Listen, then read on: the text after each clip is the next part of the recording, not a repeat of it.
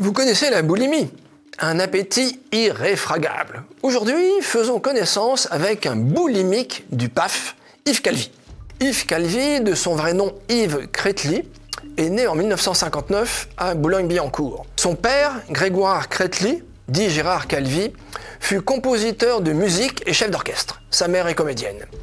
Il doit sa longévité médiatique à un mode de vie ascétique, peu courant dans la profession. Je cite: « Je ne sors pas en semaine, je fais 1 heure de sport par jour, je ne bois pas d'alcool. On peut le dire, ma carrière s'est faite au détriment de ma famille et de mes amis. » Yves Calvi étudie à l'université de Nanterre avant de rejoindre l'IEP de Paris, dont il ne sera pas diplômé. Il est titulaire d'une licence de lettres modernes et d'une maîtrise d'information et de communication. Il débute sa carrière en 1986 comme présentateur à Radio France Internationale, où il prend le pseudonyme de son père. Il passe à France Info, puis à Télé Lyon Métropole, un court passage à Média Vidéo, avant de rejoindre Radio Monte-Carlo en 1994, où il suit Jérôme Bellet, dont il est proche. Mais c'est sur Europe 1 qu'il se fait réellement connaître à partir de 1996. En 2003, il devient rédacteur en chef et présentateur du journal Europe Midi.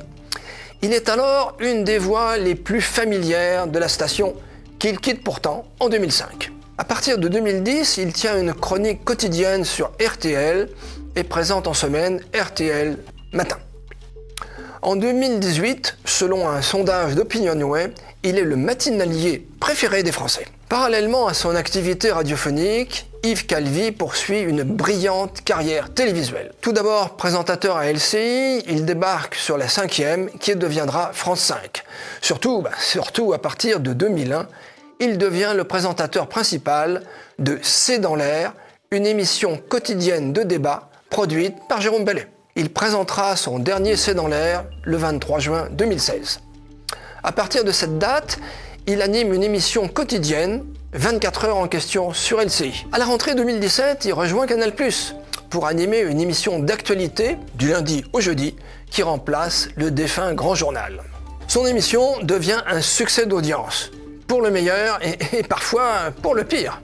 Ainsi, l'énorme boulette du pseudo-sociologue Michel Vivorca, qui confond en direct le A cerclé des anarchistes et les symboles d'extrême droite. La boulette fait le tour du pays, ce qui contraint le sociologue à s'excuser platement. L'info du vrai s'arrête après 4 années. Il rejoint alors BFM TV.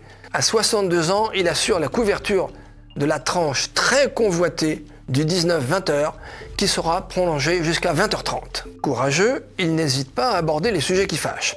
Ainsi, dans la revue Média de décembre 2017, je cite: « En France, les questions relatives à la sécurité ou à l'immigration sont vécues systématiquement comme des préoccupations de droite. Je trouve ça honteux, car pour connaître la banlieue, contrairement à ce qu'on pourrait imaginer, je sais très bien que les premières personnes à souffrir des violences sont les gens qui y vivent et non pas ceux qui en parlent. » Fin de citation. D'aucuns reprochent à Yves Calvi d'être un cumulard omniprésent dans l'audiovisuel, ce qui n'est pas faux.